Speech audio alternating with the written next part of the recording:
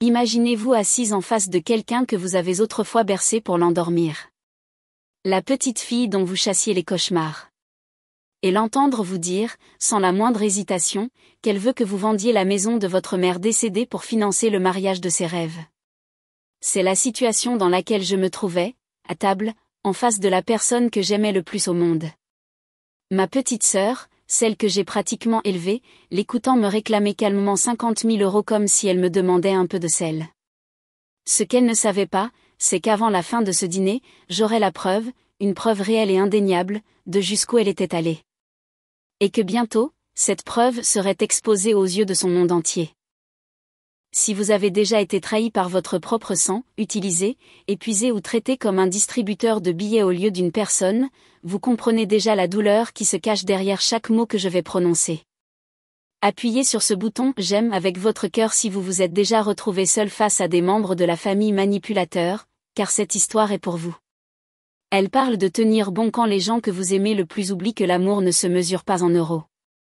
Je m'appelle Judith. J'ai 38 ans et j'ai passé toute ma vie à être la grande sœur, la protectrice, celle qui résout les problèmes, le parent de substitution. Dès le jour où Émilie a su marcher, c'est moi qui nouais ses lacets, qui lui faisais des tresses et qui essuyais ses larmes. Quand elle est tombée de vélo, c'est vers moi qu'elle a couru, pas vers maman.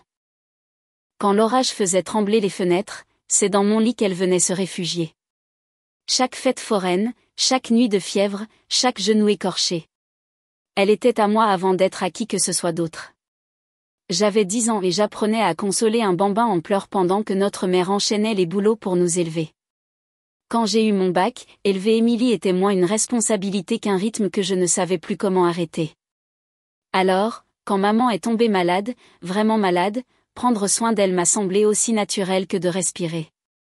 La chimiothérapie, les bouteilles d'oxygène, les rendez-vous médicaux interminables, j'ai tout géré. J'ai pris des congés, trié ses médicaments, nettoyé sa chambre, lui ai tenu la main durant chaque longue nuit de douleur. Émilie, elle, venait quand ça lui chantait. Des déjeuners glamour, des week-ends à la campagne, de nouveaux petits amis. Elle avait toujours quelque chose de plus important à faire. Quand maman nous a finalement quittés après 2 mois terribles en soins palliatifs, la maison m'est revenue. Ce n'était pas un palace ni une immense villa, juste un charmant petit pavillon de 3 chambres avec des parquets qui craquent et une odeur de lavande imprégnée dans les rideaux. Mais ces murs renfermaient tous les souvenirs de notre enfance. Dans un coin de la cuisine, il y avait encore les faibles marques de crayon là où maman nous mesurait à chaque anniversaire. La taille d'Émilie, toujours quelques centimètres en dessous de la mienne, son nom écrit de la main soignée de maman. Ce n'était pas juste une maison. C'était tout ce qui restait d'elle. 2 semaines après l'enterrement, Émilie a appelé. On déjeune, a-t-elle dit d'un ton enjoué, comme si de rien n'était. Quand elle est arrivée, elle était tirée à 4 épingles et avait l'air de coûter cher, maquillage impeccable, un sac de créateur au bras. Et derrière elle, il y avait Marc, son fiancé. Marc était l'un de ces hommes qui sourient comme si leurs dents avaient besoin de témoins, le genre dont la poignée de main dure un peu trop longtemps, pour essayer de contrôler la situation.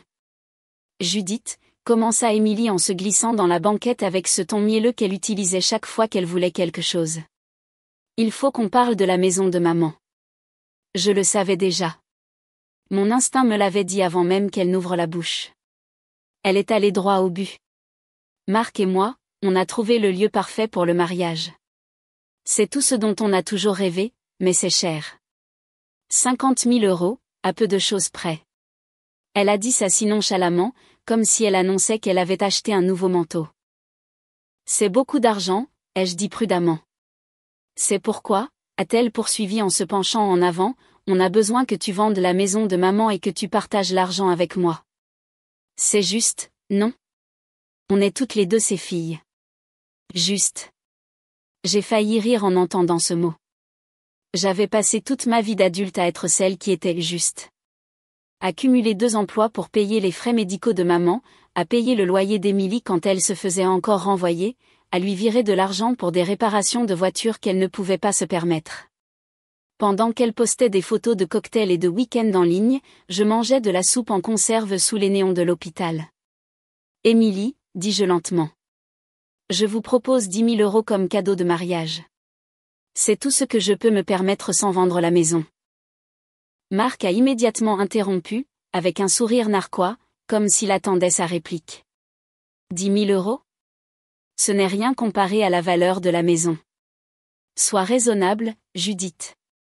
La façon dont il a prononcé mon nom, comme si c'était moi la personne difficile, a fait naître une colère en moi. Le sourire poli d'Émilie s'est effrité, révélant ce qui se cachait dessous. « Quelle sœur tu fais » a-t-elle marmonné. Je n'ai pas répondu. Je ne pouvais pas, car assise en face d'elle, j'ai vu quelque chose que je n'avais jamais voulu admettre. La petite fille qui s'accrochait à moi à l'heure du coucher avait disparu. À sa place se trouvait une étrangère qui considérait la famille comme une transaction commerciale. Ce soir-là, je me suis assise dans le salon de maman, entourée des échos de notre vie ensemble. La tasse de thé qu'elle n'avait jamais lavée. Un magazine ouvert à la page de ses mots croisés préférés. La légère odeur de son parfum encore présente dans l'air. J'ai caressé du doigt ses marques de crayon sur le mur. La mienne, puis celle d'Émilie. Une histoire mesurée en centimètres et en promesses brisées. Pour la première fois, j'ai pleuré non seulement pour maman, mais aussi pour la sœur que j'avais perdue bien avant qu'elle ne me demande de l'argent. Une semaine s'est écoulée. Le silence entre nous s'est étiré jusqu'à ce qu'un soir, mon téléphone s'allume à nouveau. C'était Émilie. Sa voix semblait faible, presque enfantine. « Judith, je suis tellement désolée pour la façon dont j'ai agi au déjeuner », a-t-elle dit. « Je suis juste stressée par l'organisation du mariage. Tu sais ce que c'est. On peut recommencer à zéro ? Laisse-moi t'inviter pour ton anniversaire. Juste un dîner en famille dans ce restaurant italien en ville. Ce sera sympa. » Je voulais la croire.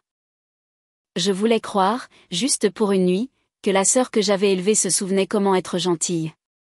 Jean, mon mari, n'y croyait pas, quelque chose cloche, a-t-il dit pendant que je me préparais. Émilie ne fait jamais rien sans une idée derrière la tête. Mais je l'ai ignorée. L'espoir est une habitude tenace. Quand nous sommes arrivés au restaurant, tout semblait trop parfait.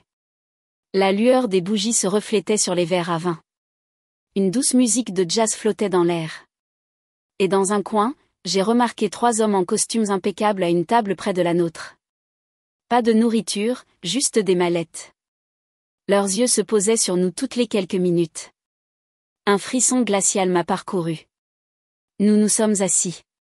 Émilie n'était que chaleur et conversation, pleine de compliments et de rires étudiés. Elle s'est penchée vers moi pendant l'entrée, souriant comme si rien de mal ne s'était jamais passé entre nous, me posant des questions sur mon travail, sur mon jardin, sur le collier que maman portait. Pendant quelques secondes fugaces, j'ai voulu croire à sa comédie. Mais le regard nerveux qu'elle a jeté vers ces hommes m'a dit tout ce que j'avais besoin de savoir. Émilie n'était que sourire et bavardage pendant l'entrée, me posant des questions sur mon travail et complimentant ma robe, mais je sentais la tension sous-jacente, comme si j'attendais qu'un orage éclate. Puis, juste au moment où nos plats principaux sont arrivés, Marc a sorti une enveloppe Kraft et l'a fait glisser sur la table vers moi. On a demandé à notre avocat de préparer quelques papiers, a-t-il dit, son sourire charmeur ne faiblissant jamais. C'est un acte de fiducie qui nous permettrait de gérer le patrimoine de maman ensemble. Tu sais, pour faciliter les choses pour tout le monde. J'ai ouvert l'enveloppe avec des mains tremblantes. À l'intérieur se trouvait un document juridique qui, pour l'essentiel, transférait la maison de maman et tous ses biens à Émilie et Marc. Le langage était compliqué, mais le sens était clair. Il voulait tout. Ce n'est pas ce que tu avais dit, ai-je murmuré. Tu avais dit que c'était un dîner d'anniversaire. C'en est un, a dit Émilie, sa voix devenant plus sèche. Et voici ton cadeau d'anniversaire, la chance de faire ce qu'il faut pour ta sœur. C'est à ce moment-là que Jean a discrètement sorti de la poche de sa veste un petit enregistreur numérique. Il l'a posé sur la table entre nous et la petite lumière rouge a commencé à clignoter. C'est quoi ça, a exigé Marc. Une assurance, a dit Jean calmement. Parce que ce que vous faites en ce moment, ça s'appelle de la coercition. De la fraude ? De l'abus de faiblesse. Enfin, pas sur une personne âgée, mais vous voyez l'idée. Le changement d'ambiance dans la pièce fut immédiat. Le visage d'Émilie est devenu blême. La mâchoire de Marc s'est contractée si fort que je pouvais voir ses muscles travailler. Les 3 avocats à la table voisine ont soudainement trouvé leur téléphone très intéressant et ont commencé à ranger leurs mallettes. « Tu n'as pas le droit de nous enregistrer sans notre permission », a sifflé Émilie. En fait, a dit Jean, il suffit du consentement d'une seule personne pour que l'enregistrement soit une preuve de cette conversation. Et Judith a consenti, pour se protéger précisément contre ce genre de manipulation. J'ai vu le masque de ma petite sœur tomber complètement. La douce et repentante Émilie de l'appel téléphonique avait disparu, remplacée par quelqu'un que je reconnaissais à peine. Quelqu'un qui était prêt à me piéger, à me faire pression et à me voler pour obtenir ce qu'elle voulait. Nous avons quitté le restaurant sans rien signer. Les avocats se sont dispersés comme des cafards quand on allume la lumière. Et je suis rentrée chez moi, sachant que la sœur que j'avais aimée toute ma vie avait essayé de me voler jusqu'au dernier sou. Mais ce n'était pas la fin. 2 semaines plus tard, Jean et moi passions en voiture devant la salle des fêtes quand j'ai vu des voitures garées à l'extérieur et des guirlandes lumineuses scintiller aux fenêtres. La fête de fiançailles d'Émilie, celle à laquelle je n'avais pas été invitée. « Arrête-toi », ai-je dit à Jean. « Judith, qu'est-ce que tu fais ?» Quelque chose que j'aurais dû faire il y a des années. Je suis entrée dans cette fête avec l'enregistreur numérique dans mon sac à main. Émilie était au centre de la pièce, vêtue d'une robe blanche vaporeuse, riant et acceptant les félicitations. Marc était à ses côtés, jouant le fiancé parfait pour leur public d'amis et de membres de la famille. La fête était magnifique. Des guirlandes lumineuses pendaient du plafond. Il y avait des fleurs partout et une table remplie de mets de traiteur coûteux.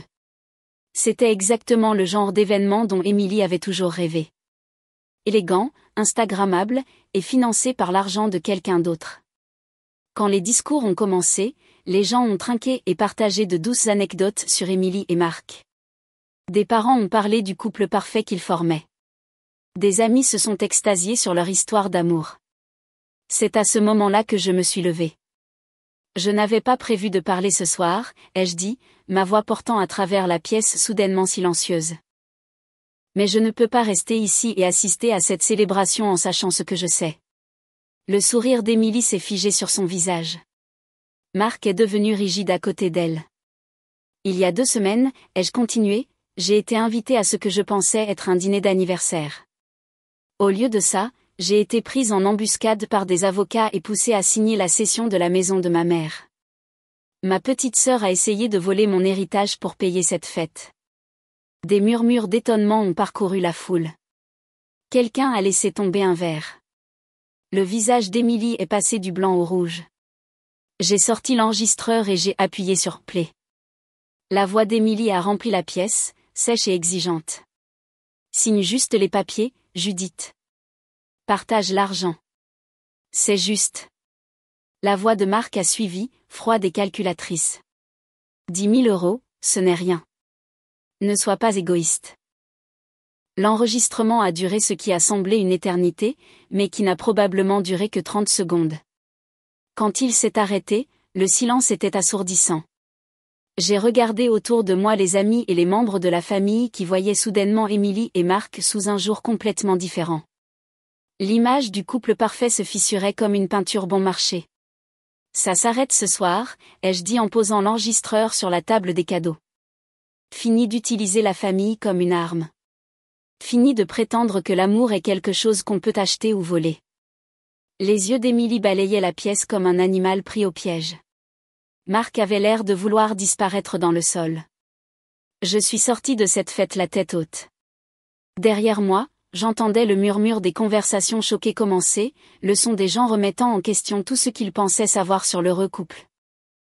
Les conséquences furent rapides et brutales. Le lendemain matin, la moitié des invités au mariage d'Émilie avaient annulé leur présence. Les parents de Marc, qui avaient prévu de contribuer aux frais du mariage, ont retiré entièrement leur soutien financier. Plusieurs membres de la famille m'ont appelé pour s'excuser d'avoir cru à la version d'Émilie et pour exprimer leur choc face à ce qu'elle avait essayé de faire. Émilie m'a appelé en larmes 3 jours plus tard, me suppliant de réparer les choses et de dire à tout le monde que l'enregistrement était un faux. Mais j'en avais fini d'être celle qui nettoyait ses dégâts. J'en avais fini de sacrifier ma tranquillité d'esprit pour quelqu'un qui ne me voyait que comme une source d'argent. Le mariage a été reporté indéfiniment. La relation d'Emily et Mark n'a pas survécu au scandale. Il s'est avéré que Mark n'était intéressé par Emily que lorsqu'elle était accompagnée d'un héritage substantiel. Quant à moi, je suis restée dans la maison de maman. J'ai transformé sa salle de couture en bureau et son jardin en un endroit où je peux m'asseoir et me souvenir des bons moments. La maison sent toujours la lavande et je trouve encore ses lunettes de lecture dans des endroits improbables. Mais maintenant, je la ressens comme un foyer plutôt que comme un musée.